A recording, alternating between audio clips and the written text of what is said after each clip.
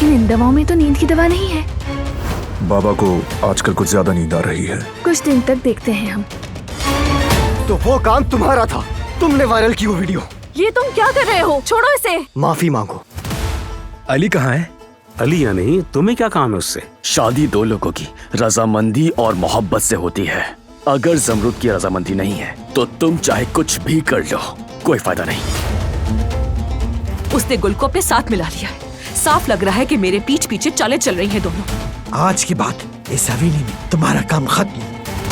जैसे गुल को इस घर से निकलवाया है वैसे ही वापस बुलवाओगी तुम, वरना तुम्हारे सारे राज एक एक करके सब पर आश्कार कर दूंगा मैं। अगर आप उस थैले को ढूंढने में कामयाब हो गई तो आपको सबूत मिल जाएगा और हकीकत सबके सामने आ जाएगी। क्या कर रही हो तुम यहाँ?